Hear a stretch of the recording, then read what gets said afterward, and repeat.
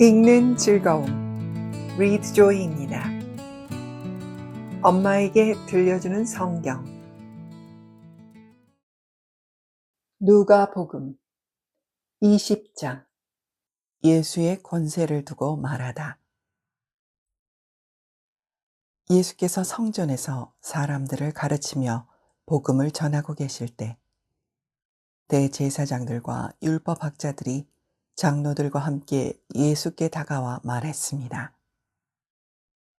당신이 무슨 권세로 이런 일을 하는 것인지 말해보시오.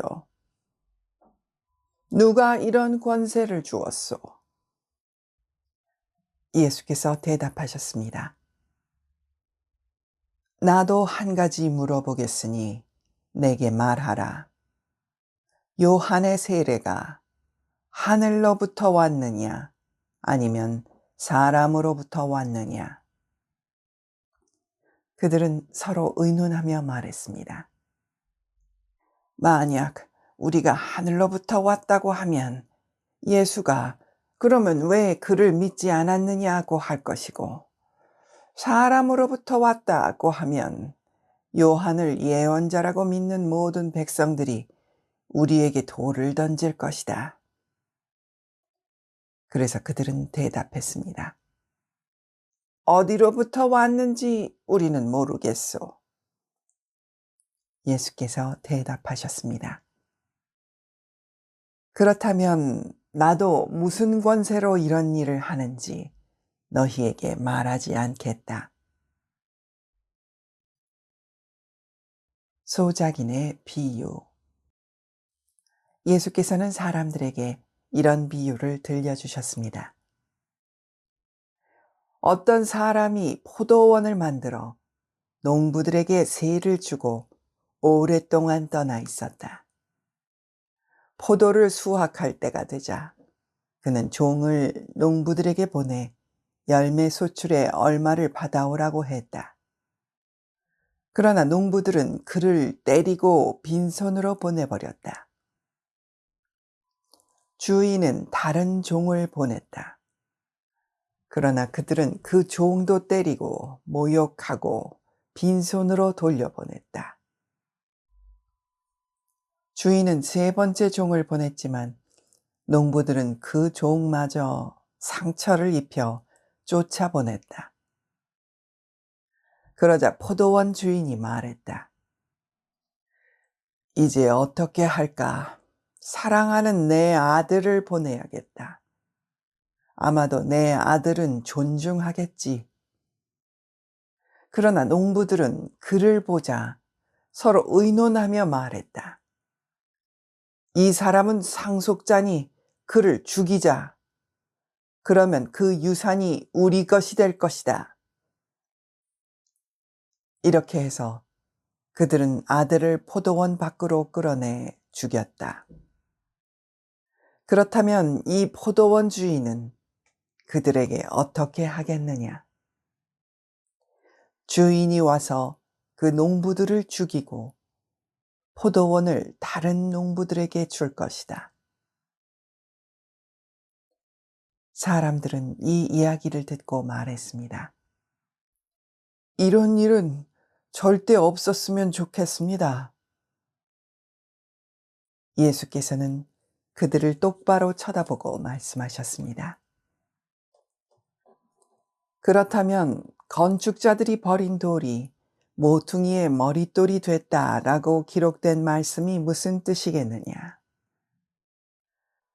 누구든지 이 돌 위에 떨어지는 사람마다 부서질 것이며 이 돌이 어느 사람 위에 떨어지든지 맞는 사람은 가루가 되고 말 것이다. 율법학자들과 대제사장들은 이 비유가 자기들을 가리켜 하시는 말씀인 것을 알고 당장 예수를 체포할 방도를 모색했습니다. 그러나 그들은 백성들을 두려워했습니다. 가이사에게 세금을 바치는 것. 기회를 엿보던 그들은 첩자들을 보내어 의로운 사람들인 채 행동하도록 했습니다. 그리고 예수의 말씀에 트집을 잡아 결국 권력 있는 총독에게 넘겨주려는 속셈이었습니다. 첩자들이 예수께 물었습니다. 선생님, 선생님의 말씀과 가르침이 옳은 줄 저희가 압니다. 또 사람을 겉모습으로 판단하지 않고 언제나 진리에 따라 하나님의 길을 가르치시는 것도 압니다. 저희가 가이사에게 세금을 내는 것이 옳습니까? 옳지 않습니까? 예수께서 그들의 겉과 속이 다름을 꿰뚫어 보고 말씀하셨습니다. 데나리온을 나에게 보여다오. 동전에 있는 얼굴과 새겨진 글자가 누구의 것이냐? 그들은 가이사의 것입니다. 라고 대답했습니다. 예수께서 그들에게 말씀하셨습니다. 그렇다면 가이사의 것은 가이사에게 바치고 하나님의 것은 하나님께 바쳐라. 그들은 사람들 앞에서 예수의 말씀에 트집을 잡을 수 없었습니다. 오히려 예수의 대답에 놀라 말문이 막혀버렸습니다. 부활 때 혼인관계. 부활이란 없다고 말하는 어떤 사두개파 사람들이 찾아와 예수께 질문했습니다. 그들이 말했습니다. 선생님, 모세의 기록에 따르면 형이 자식 없이 아내를 두고 죽으면 그 동생이 과부가 된 형수와 결혼해 형 대신 자식을 낳아야 한다라고 했습니다. 그런데 7 형제가 있었습니다. 첫째가 아내를 얻어서 살다가 자식 없이 죽었습니다. 그리고 둘째가 형수를 아내로 얻어 살다가 역시 자식 없이 죽었습니다. 그 다음에 셋째가 그 형수와 결혼했고 이런 식으로 해서 7째까지 다 자식 없이 죽었습니다.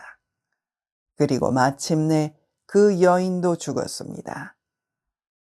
그렇다면 7 형제가 모두 이 여인과 결혼했으니 부활 때 이 여인은 누구의 아내가 되는 것입니까? 예수께서 대답하셨습니다.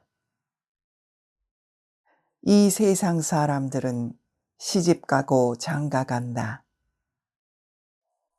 그러나 저 세상과 죽은 사람 가운데 부활에 합당하다고 여겨지는 사람들은 시집도 가지 않고 장가도 가지 않을 것이다. 그들은 천사들과 같아 다시는 죽는 일도 없다. 그들은 부활의 자녀이므로 하나님의 자녀인 것이다.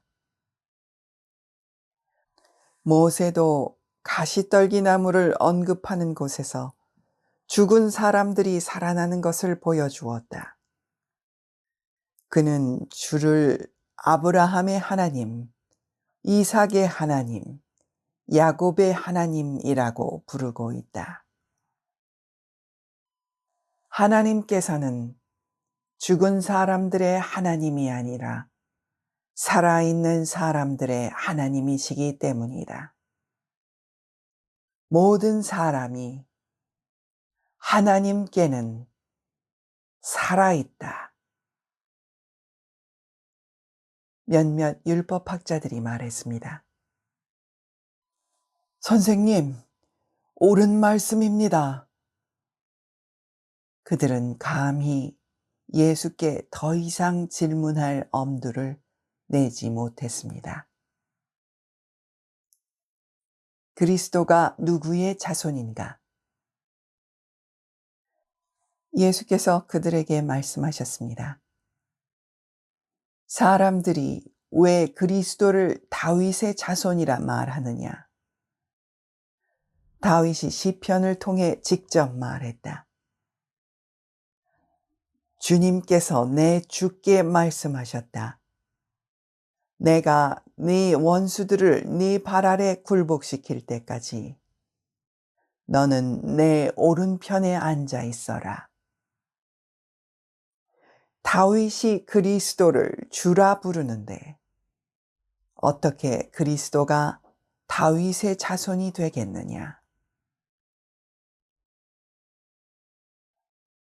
율법 학자들에 대한 경고.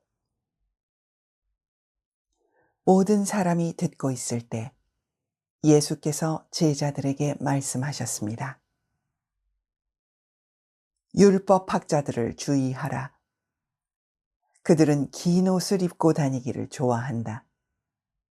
또 시장에서 인사받는 것과 회당과 잔치에 윗자리 차지하기를 좋아한다.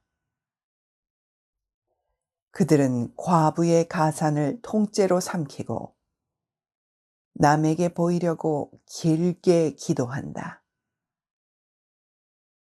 이들이 더 엄한 심판을 받을 것이다.